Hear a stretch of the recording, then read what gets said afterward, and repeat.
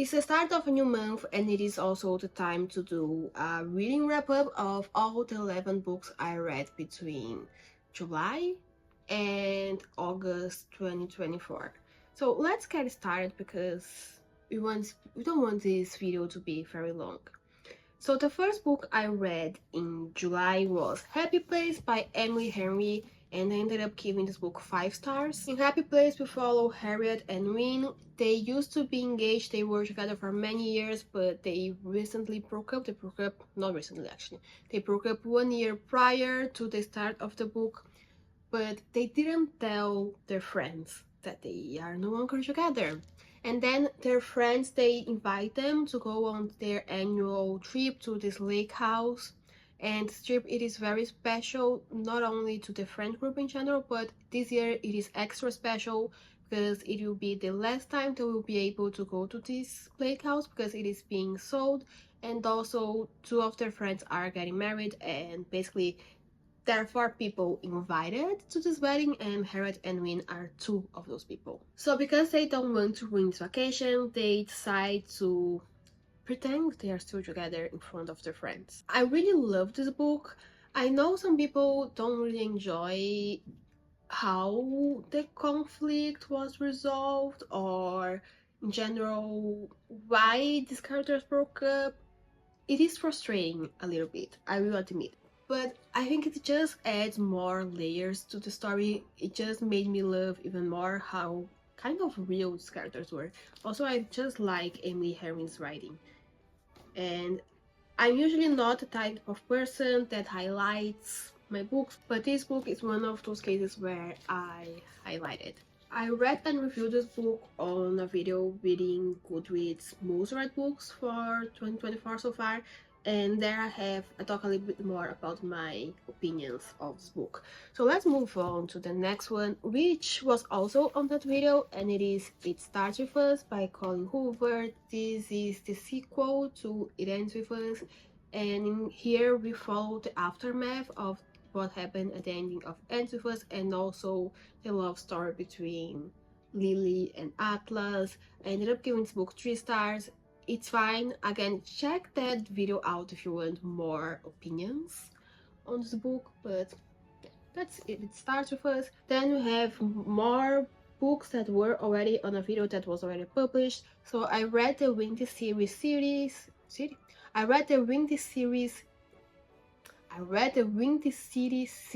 and I have a whole video about it. So if you want to know more about my thoughts on each of these books, I do recommend checking that one out. But I read first Mile High, which is the first book in this interconnected standalone romance novel series, and Mile High we follow Xander's and Stevie. Xander's, he's like the bad boy, the enforcer of the hockey team, and Stevie, she's the fire attendant. What is happening with my brain? She's the flight attendant for the team. And I ended up giving this book 4 stars, but in retrospect I think I would give it like 3.5 because, again, check that video out if you want more of my opinions. But in general, I just thought this book, I had fun reading it, but it was just a little bit too long.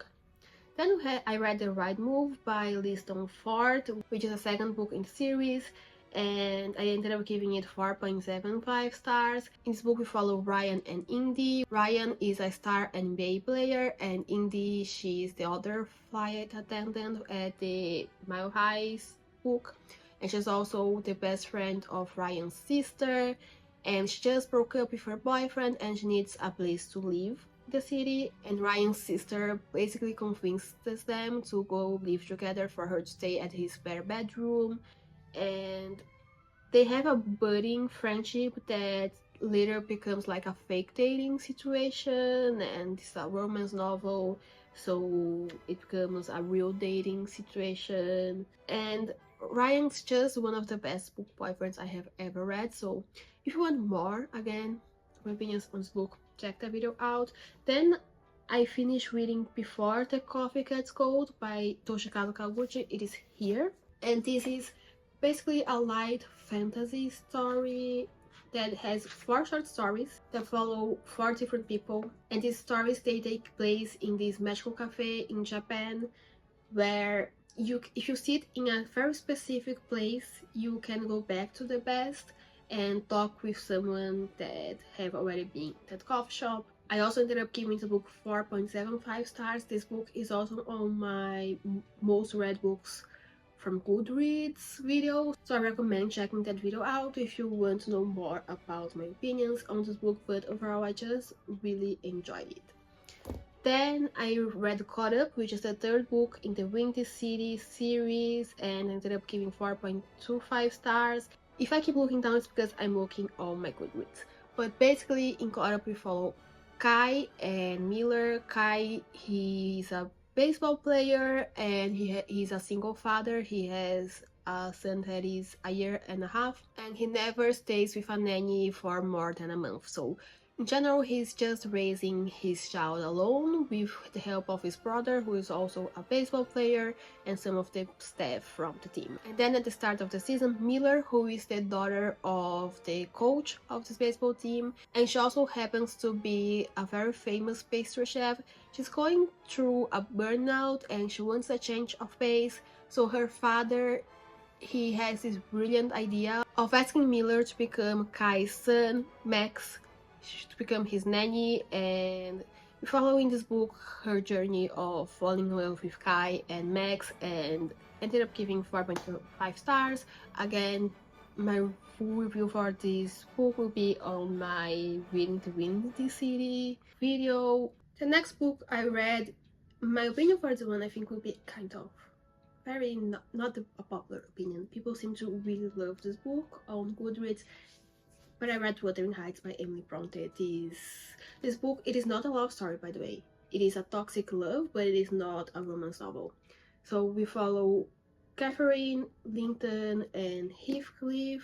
Heathcliff was adopted by Catherine's father when he was a child, and he and Catherine, they are basically soulmates. They get along really well. They become friends, but also fall in love with each other.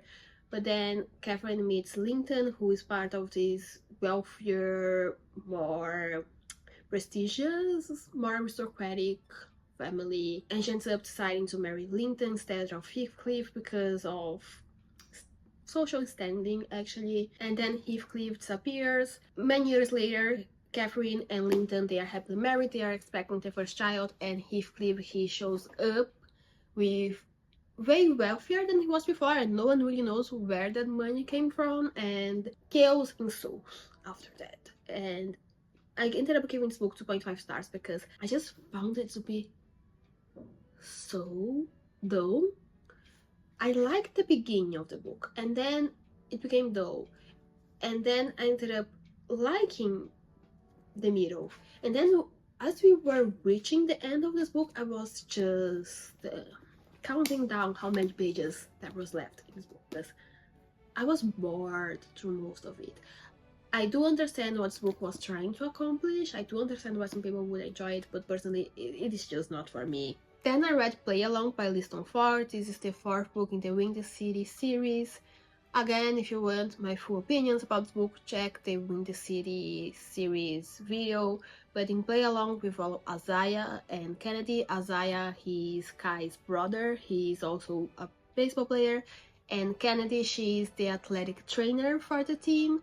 And they end up meeting up in Vegas, they get really drunk, and they get married. And on their way out of the chapel, someone recognizes Isaiah and takes a photo, and now they are front page at a local sports newspaper in Chicago. The team sees this article, and basically the baseball team, they have this policy where staff can fraternize with players, but if the staff is married to the players, they can keep their jobs. So Isaiah and Kennedy, they end up in this marriage of convenience in order to keep Kennedy's job. But also the thing is, Isaiah, he's already in love with Kennedy. He has had this massive crush on her for many years, and I ended up giving this book 4.75 stars. Isaiah went to the same book boyfriend workshop as Ryan Shea. This book was just so fun, and I like the characters. I like how they communicated, how they dealt with the challenges in front of them. Then I read The Stolen Heir by Halle Butler. This is the first book in the duology, the Stolen Heir duology. It takes place in the same world of Elfheim, the same universe as the Kruppings trilogy. The Folk of Air trilogy takes place also in the timeline after. You don't need to read the Kruppings series to understand what is going on in this book, but if you read this book, you will be spoiled about what happens in the Kruppings trilogy. But basically, in the song there, we follow Suran and Oak. Suran, technically, she's the queen of the Court of Thief, but she's currently living in the streets in the human world. And Oak, who is one of the princes of Elfheim, he goes to the human world to try and find her because they need to go on this quest that might save Elfheim. I ended up giving this book 4.25 stars because I really enjoyed the story. I enjoyed reading it, I had so much fun, but I just thought it to be very much predictable.